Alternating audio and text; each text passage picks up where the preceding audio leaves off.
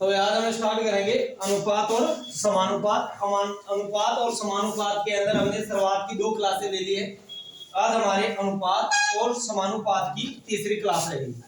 तो जिन्होंने पहले के वीडियो नहीं देखे हैं वो पहले 2 क्लासें देखें ताकि आज की क्लासें समझ में आएगी, अन्यथा आपको क्लासें समझ में नहीं आएगी। तो नेक्स्ट स्टार्ट करते हैं हम अनुपात और समानुपात से।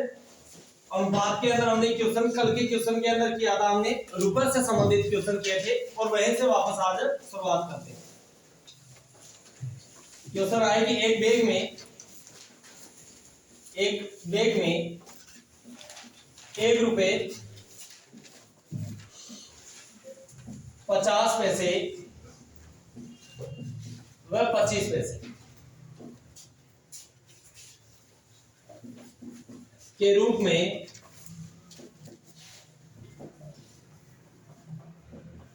मूल्य है तथा मूल्यों का अनुपात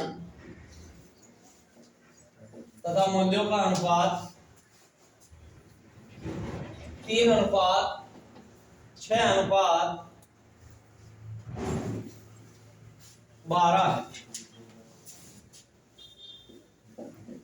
यदि बैग में कुल सिक्के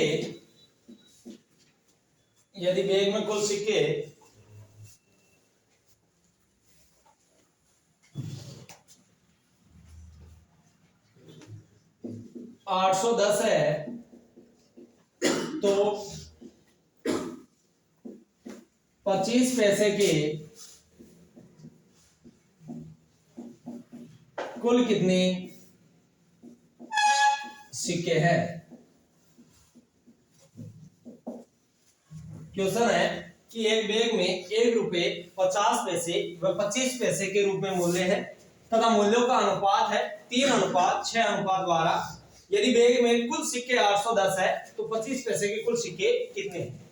तो पहले तो हम ये देखेंगे कि बैग में किस हिसाब से रुपए रखे गए।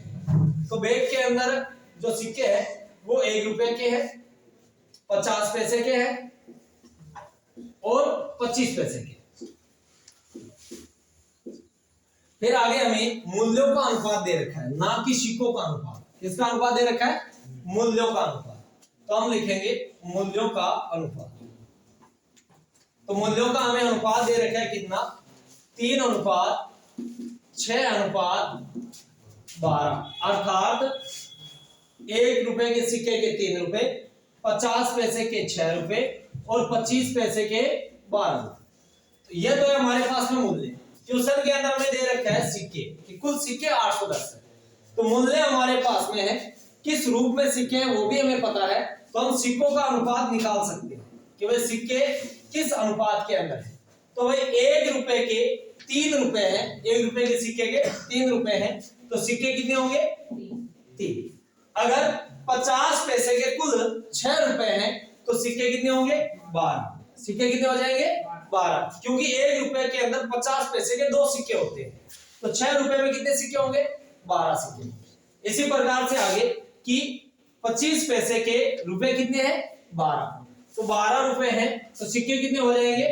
12 चौक 7, 12 चौक 48। फिर यहां पर मैंने आंकड़े भी आपको गलत दे दिए। तो यहां पर सिक्कों के जो आंकड़े हैं वो आंकड़े आप कर लेंगे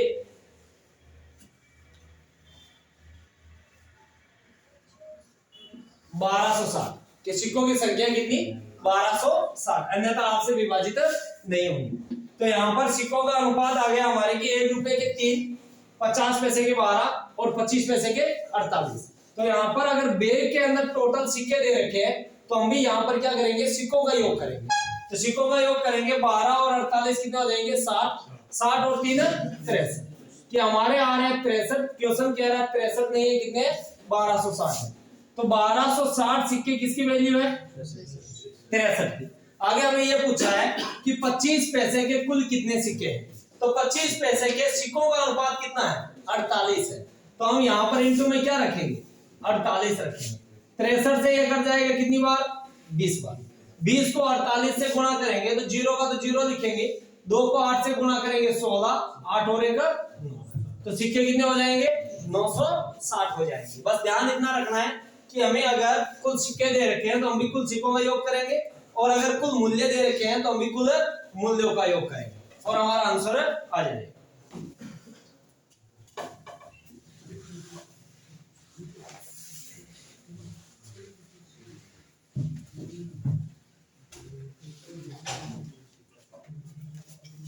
नेक्स्ट क्वेश्चन देखिए, एक कंपनी में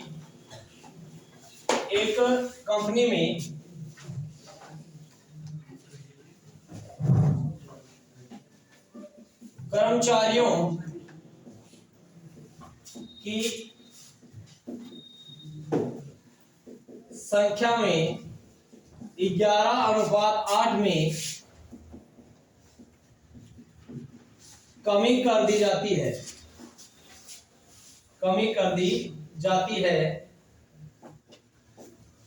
तथा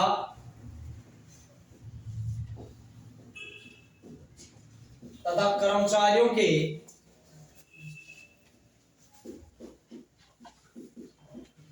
वेतन में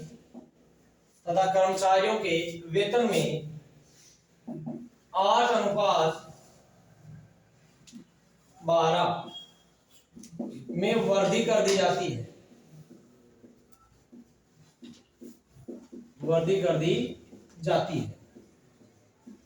तो कंपनी के खर्च में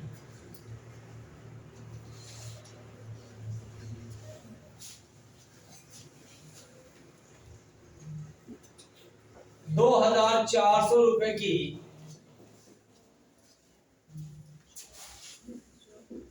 वृद्धि होती है। तो प्रारंभ में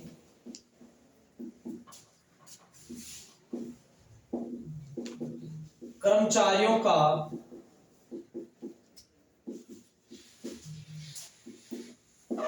खर्च कितना था? क्वेश्चन है कि एक कंपनी में कर्मचारियों की संख्या में 11:8 के अंदर कमी कर दी जाती है तथा कर्मचारियों के वेतन में 8:12 में वृद्धि कर दी जाती है। तो कंपनी के खर्च के अंदर 2400 रुपए की वृद्धि हो जाती है। तो प्रारंभ में कर्मचारियों का खर्च कितना था? तो भाई हमें प्रारंभ के अंदर कर्मचारियों की संख्या दे रखी है कि प्रारंभ के अंदर कर्मचारियों की संख्या कितनी थी। तो प्रारंभ के अंदर कर्मचारियों की संख्या थी अनुपात के अंदर कितनी 11, और बाद में कर दी गई कितनी 8। तो यानी कि वर्तमान कितनी है, वर्तमान में है 8, पहले कितनी थी 11, अब संख्या कितनी है 8।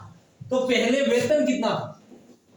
तो पहले वेतन था कितना 8, और अब वेतन कर दिया कितना 12, अर्थात पहले 8 रुपए देते थे और अब 12 रुपए थे। तो यहां से कंसेप्ट ये है कि कंपनी के अंदर पहले 11 कर्मचारी थे, बाद में कर्मचारियों के अंदर कमी कर दी गई, कर्मचारी कितने रखे 8, लेकिन जैसे ही कर्मचारी इन्होंने कम रखे तो इन्होंने वेतन में वृद्धि की। पहले वेतन एक कर्मचारी को 8 रुपए देते थे, अब रुपए कितने दे रहे हैं 12। तो पहले खर्च कितना था? 11 कर्मचारी है, एक कर्मचारी को 8 रुपए देते हैं, तो कुल खर्च कितना आया? 11 कर्मचारी, एक को 8 रुपए, तो कुल खर्च कितना आया 88 रुपए। कितने रुपए का आया 88। अब बाद में कर्मचारी कितने हैं 8, और एक कर्मचारी को वेतन कितना मिल रहा है 12, तो 12 96। तो अब रुपए कितने दे रहे हैं 96। तो अब देखिए कि पहले कंपनी का खर्च था 88 रुपए, अब कंपनी का खर्च है कितना 96 रुपए। तो यहाँ पर खर्च में वृद्धि कितने की हुई 8 की हुई, लेकिन क्वेश्चन कह रहा है 8 की नहीं हुई, वृद्धि कितने की हुई 2400 की। तो 2400 जो है वो किसकी वैल्यू है 8 की वैल्यू है। हमें क्वेश्चन के अंदर क्या पूछा है कि प्रारंभ में कर्मचारियों को खर्च कितना था। तो भाई प्रारंभ के अंदर कर्मचारियों को खर्च कितना था कुल 88 रुपए, तो इनटू के अंदर क्या कर देंगे 88 कर देंगे, 8 के पार्टे से ऐसे काट देंगे कितनी बार 300 बार। 300 को 88 से गुणा करेंगे, 2 जीरो का तो 2 जीरो रखेंगे, 8 को 3 से गुणा करेंगे 24, फिर 24 और 2 26। तो प्रारंभ के अंदर कर्मचारियों का कुल खर्च कितना था तो कुल खर्च था 26,400 रुपए। क्वेश्चन सबके समझ में आ गए हो कि भाई प्रारंभ में ये कह रहा है कि भाई पहले 11 थे, बाद में 8 कर दिए गए, तो पहले कर्मचारी 11, बाद में 8, यानी कि वर्तमान में 8। पहले कर्मचारी ज्यादा थे तो वेतन कम था, बाद में कर्मचारी कम है तो वेतन को बढ़ा दिया गया। तो कुल खर्च कितना आया? पहले 88, बाद में कुल खर्च आया 96। तो कंपनी को यहाँ पर बढ़ोतरी कितने की हुई? 8 रुपए का खर्च बढ़ा।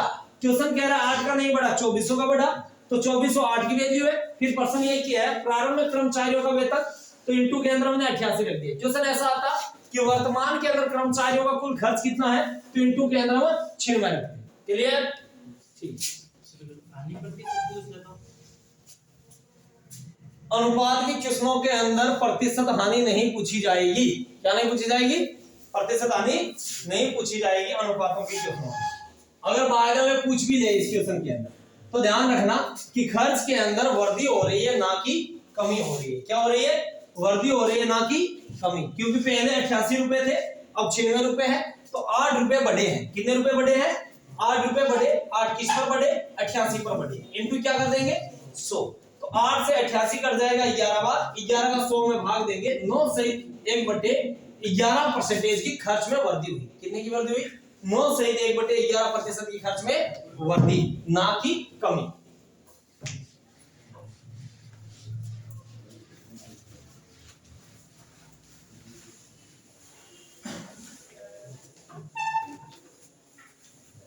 नेक्स्ट क्वेश्चन है, किसी कक्षा में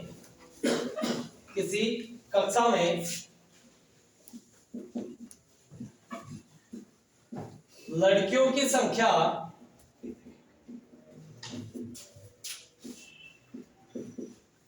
लड़कों की संख्या से, किसी कक्षा में लड़कियों की संख्या लड़कों की संख्या से 25% अधिक है तथा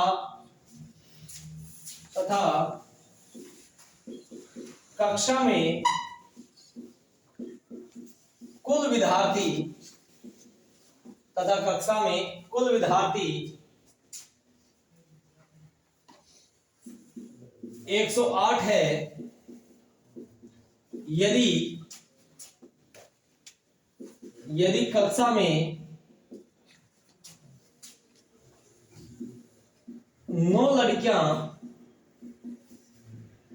में 9 लड़कियां और प्रवेश लेती है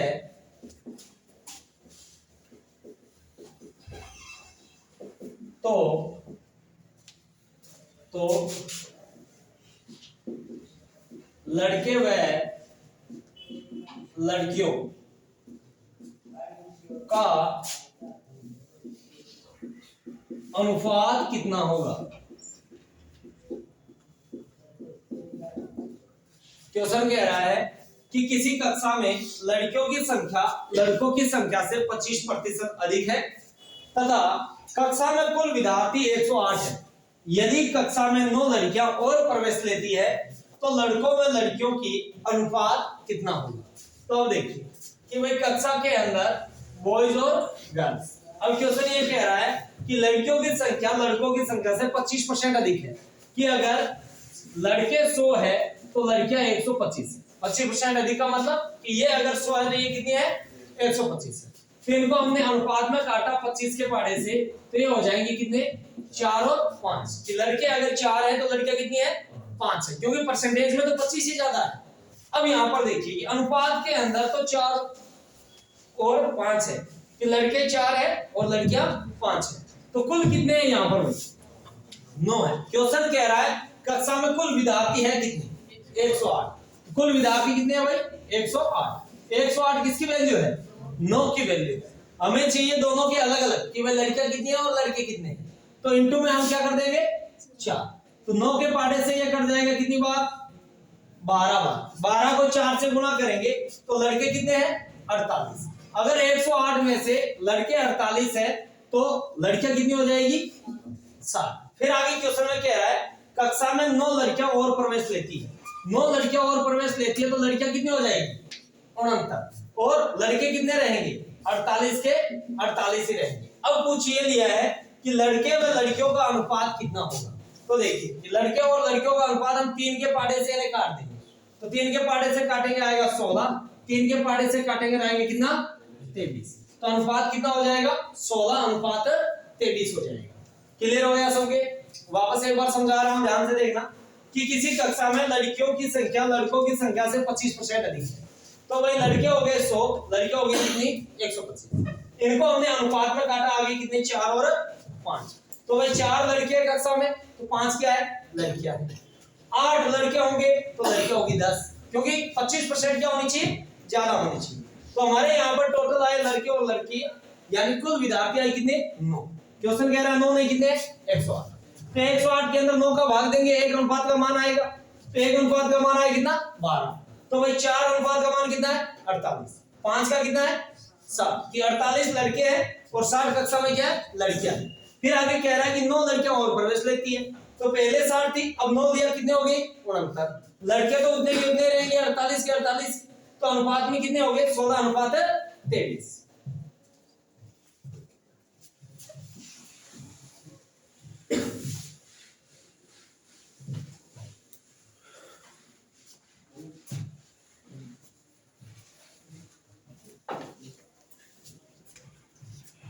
नेक्स्ट लिखो शीशा जस्ता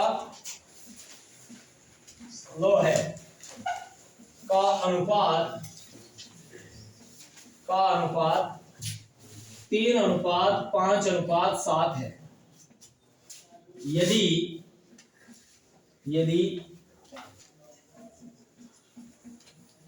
शीशा व लोहा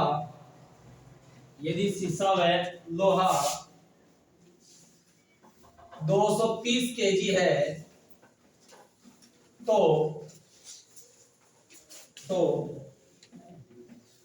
जस्ता व लोहा कितना है। कि शीशा जस्ता लोहे का अनुपात 3:5:7 है। यदि शीशा व लोहा 230 केजी है तो जस्ता व लोहा कितना। तो अब देखो कि हमें 3 चीज दे रखी है। एक दे रखा है शीशा, एक है जस्ता और एक है लोहा। इनका हमें अनुपात दे रखा है। अनुपात कितना 3:5:7। अब आगे हमें यह कह रखा है कि शीशा और लोहा 230 केजी। तो यहां पर देखिए भाई शीशा 3 है, लोहा कितना है 7 है। तो यहां पर दोनों कुल कितने हैं 10। लेकिन ये कह रहा है 10 नहीं कितने हैं 230। तो 230 किसकी वैल्यू है 10 की। आगे हमें क्या पूछा है, आगे पूछा जस्ता व लोहा कितना है। जस्ता कितना है 5, लोहा कितना है 7। तो कितने हो गए कुल 12। हमें कुल कितने की मात्रा चाहिए 12 की मात्रा। 0 से 0 कट जाएगा। 23 को 12 से गुणा करेंगे तो 12 को 3 से गुणा किया 36, फिर 24 और 3 27। तो कितने केजी हो जाएगा 276 केजी हो जाएगा। केवल लोहा और जस्ता कितना है तो लोहा और जस्ता 276 केजी है। समझ में आया सबके। एक बार वापस देखो कि भाई शीशा जस्ता और लोहा की हमें अनुपात दे रखी है 3:5:7। क्वेश्चन में कह रहा है शीशा व लोहा 230 केजी है। तो शीशा अनुपात में कितना है 3, लोहा अनुपात में कितना है 7। तो दोनों को मिलाए तो कितने होंगे 10। तो हमारे तो आए 10। क्वेश्चन कह रहा है 10 नहीं कितने हैं 230। तो 230 केजी कितने अनुपात की वैल्यू है 10 की। हमें आगे क्या पूछा है जस्ता व लोहा कितना है। तो जस्ता कितना है 5, लोहा कितना है 7, कुल कितना हुआ अनुपात में 12। तो हमें तो 12 की वैल्यू चाहिए। तो इनटू में क्या कर देंगे 12। तो आंसर आ जाएगा 276 केजी।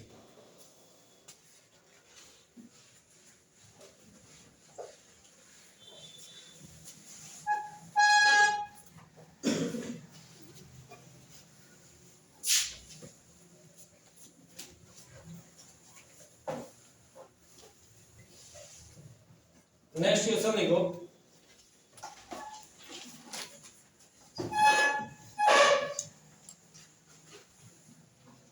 468 रुपए में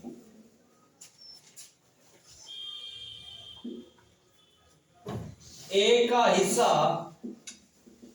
ए का हिस्सा बी व सी के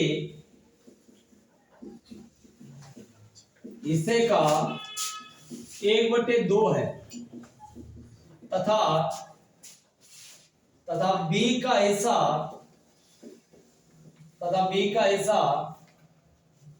ए व सी के हिस्से का 2/3 है। तो ए का हिस्सा कितना है?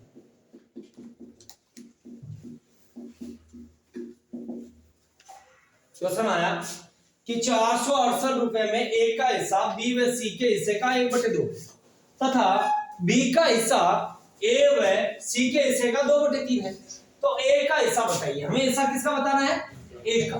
तो यहाँ क्वेश्चन में क्या कह रहा है कि ए का हिस्सा जो है वो बी और सी के हिस्से का 1/2 है, अर्थात ए को जितने रुपए जो मिल रहे हैं वो बी प्लस सी के हिस्से का 1/2 है, अर्थात ए को 1 रुपए है और इन दोनों के कितने रुपए हैं? 2 रुपए। कि बी और सी को 2 रुपए है और इसके कितने? 1, यानी कि बी और सी का आधा किसे मिल रहा है? 1 को मिल रहा है। तो अब आप खुद देखिए कि इन तीनों का कुल रुपए कितना है? 3 रुपए है कि नहीं? कि तीनों के कुल रुपए कितने? 3। क्वेश्चन कह रहा है 3 नहीं, कितने है भाई? 468। तो 468 रुपए किसकी वैल्यू है? 3 की। हमें तो हिस्सा किसका पूछा है? 1 का हिस्सा पूछा है कि 1 का हिस्सा कितना है। तो 1 का हिस्सा कितना है भाई? 1 ही है, तो इंटू में क्या कर देंगे? 1। तो 3 का इसके अंदर भाग जाएगा, रुपए आ जाएंगे 1, 5 और 6। 1 का हिस्सा कितना है भाई? 156।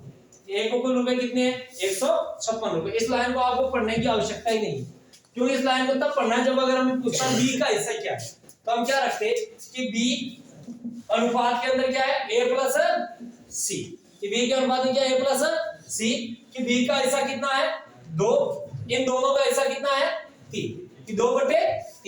कि 2 बी को मिल रहा है, दोनों को कितना मिल रहा है? 3। अगर बी का पूछते तो यहाँ पर भाई तीनों को कितना मिल रहा है? 5 मिल रहा है। तो ये 468 है वो किसकी वैल्यू हो जाती? 5 की। हमें किसका चाहिए? बी का। तो इंटू में क्या कर देते? 2 कर देते, हमारा क्या आ जाता? आंसर आ जाता। क्लियर है?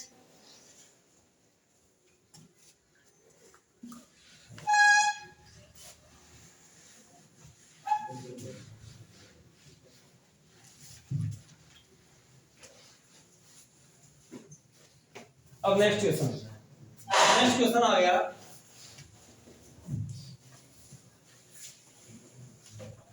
ए अनुपात बी बराबर 3:4, बी अनुपात सी बराबर 2:5 है। तो ए अनुपात बी अनुपात सी का अनुपात क्या होगा?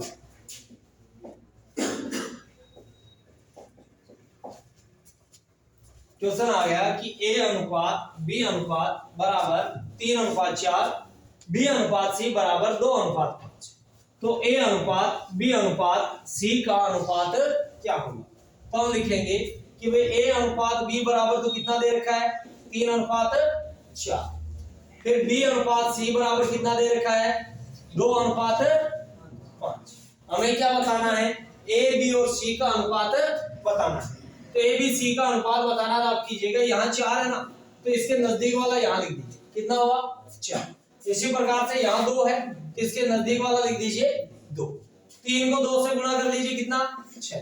4 को 2 से गुणा कीजिए 8 और 4 को 5 से गुणा कीजिए 20। इनको अनुपात में काट दीजिए, तो अनुपात के अंदर काटेंगे हो जाएगा कितना? 3, 4 और 10। ये ए बी और सी का क्या हो जाएगा? अनुपात हो जाएगा। क्लियर है? इसी प्रकार से अगर नेक्स्ट क्वेश्चन आए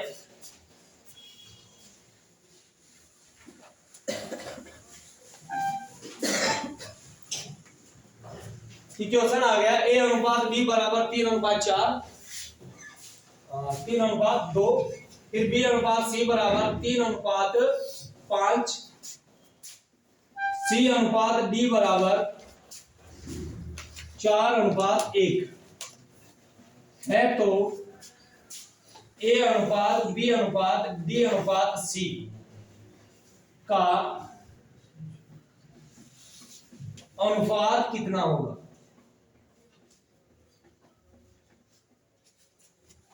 क्वेश्चन आया कि ए अनुपात बी बराबर 3:2, बी अनुपात सी बराबर 3:5, सी अनुपात डी बराबर 4:1, तो ए अनुपात बी अनुपात डी अनुपात सी का अनुपात क्या होगा। तो हम लिखेंगे ए अनुपात बी अनुपात सी अनुपात डी, यहां तक हमें लिखना है। ए और बी का अनुपात कितना दे रखा, 3:2। फिर बी और सी का कितना दे रखा, 3:5। फिर सी और डी का कितना दे रखा, 4:1। तो यहां देखिए अनुपात यहां जो लिखेंगे, यहां जो होगा वही यहां लिखेंगे, कितने आएंगे 5। फिर यहां पर अनुपात में 2, क्योंकि इसके नजदीक ये 2 है। फिर यहां भी क्या आ जाएगा, 2 आ जाएगा। इसी प्रकार से यहां 3, यहां पर क्या कर देंगे 4, और यहां भी क्या 4। यह आपका क्या हो जाएगा, ए बी सी डी का क्या हो जाएगा, अनुपात हो जाएगा। तो हम 4 को 3 से गुणा करेंगे 12, 12 को 3 से गुणा करेंगे 36। फिर 4 को 3 से गुणा करेंगे 12, 12 को 2 से गुणा करेंगे 24, 20 2 40, 5 दूनी 10। इनको भी हम 2 के पाटे से काट सकते हैं, तो 2 के पाटे से काटेंगे 18, 12 20 और 5। यह हो जाएगा ए बी सी डी का अनुपात, कि ए का अनुपात 18, बी का 12, सी का 20 और डी का 5। ये आपका क्या आ जाएगा, अनुपात आ जाएगा। चाहे संख्या कितनी भी दे, आपको इसी हिसाब से करना है कि जहां पर हमारे नहीं है नजदीक वाली संख्या हम नोट कर देंगे, हमारा अनुपात आ जाएगा। सॉरी, यहां पर हमें पूछा गया अनुपात किसका, कि ए अनुपात बी अनुपात डी अनुपात सी। तो ए का अनुपात कितना है 18, बी का अनुपात 12, डी का अनुपात 5 और सी का अनुपात 30। यह आपका राइट आंसर माना जाएगा, कि जिस जगह का आपसे पूछा जाए वही आपका क्या होगा, राइट आंसर होगा।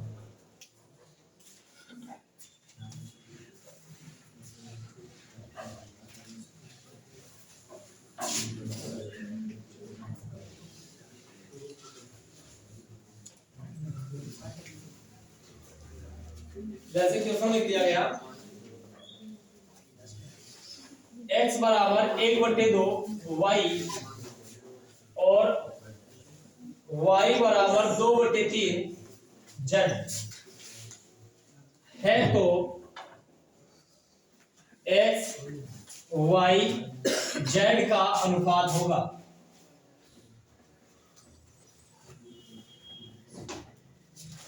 क्वेश्चन आ गया कि x बराबर 1/2 y और y बराबर 2/3 z है, तो x अनुपात y अनुपात z का अनुपात क्या होगा। तो हम लिखेंगे कि भाई x बराबर 1/2 y है ना, तो y को जैसे इधर लेके आएंगे तो हम लिख सकते हैं x बट्टे y बराबर 1/2।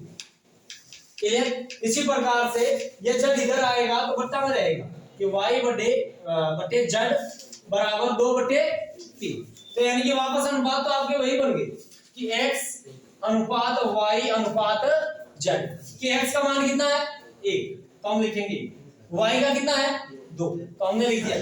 फिर y का कितना है 2, तो हमने लिखा 2। z का कितना है 3, तो हमने लिख दिया।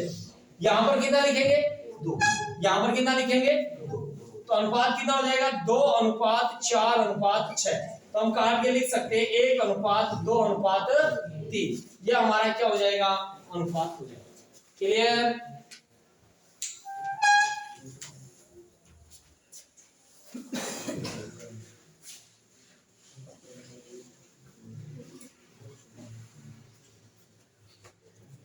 इसी प्रकार से जैसे क्वेश्चन दे दे a अनुपात b बराबर 2:3 है, तो 2a 3a माइनस 2b अनुपात 4a प्लस 5b का मान होगा।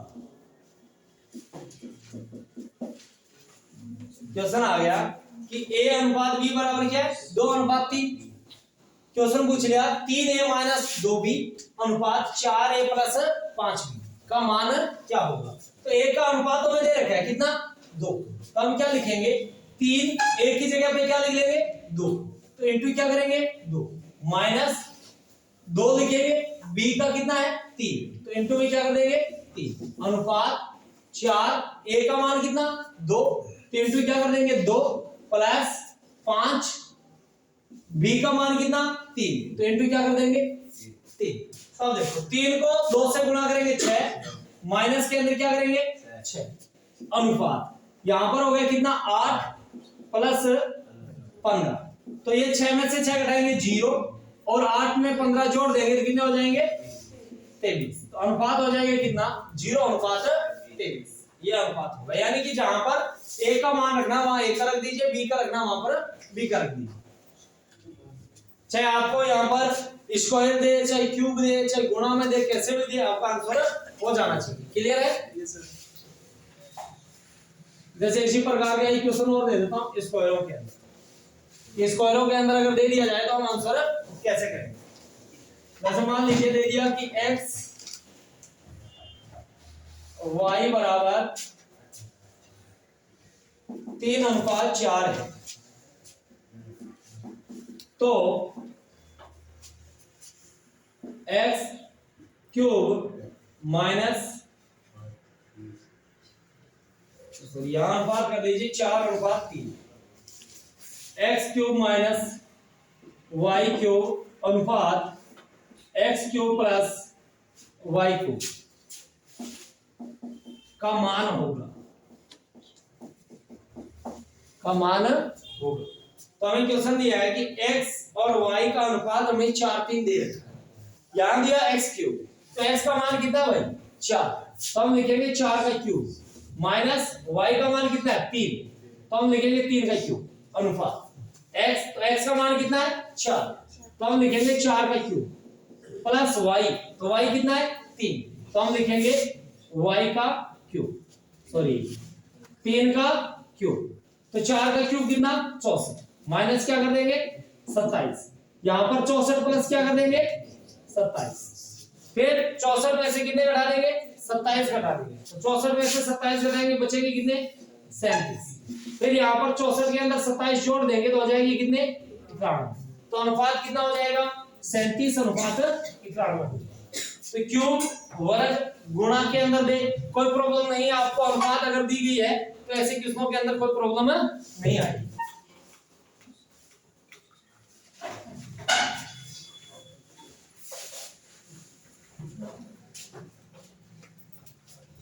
जैसे नेक्स्ट क्वेश्चन a अनुपात b अनुपात c का अनुपात 3:2:4 है, तो a बट्टे b अनुपात b बट्टे c अनुपात c बट्टे a का मान होगा।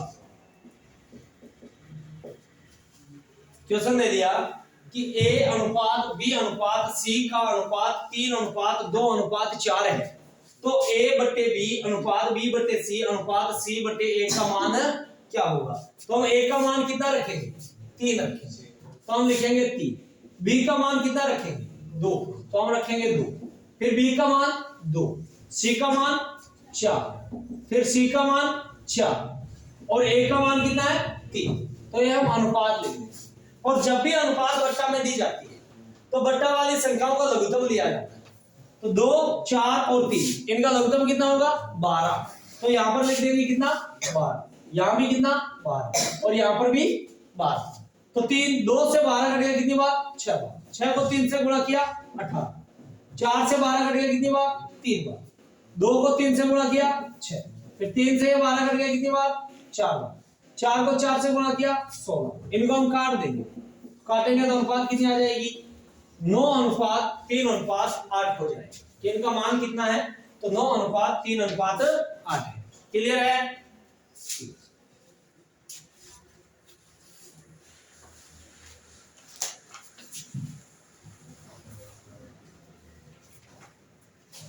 इसी प्रकार से क्वेश्चन आ जाए ए का 30% बराबर बी का 0.25 बराबर सी का 1/4 है। तो ए अनुपात बी अनुपात सी का मान होगा, क्वेश्चन आ गया कि ए का 30% बराबर बी का 0.25 यानी 0.25, सी का 1/4 है। तो ए अनुपात बी अनुपात सी का मान कितना होगा? तो हम लिखेंगे कि ए 3/100 कि ए गुणा 3/100 लिखेंगे,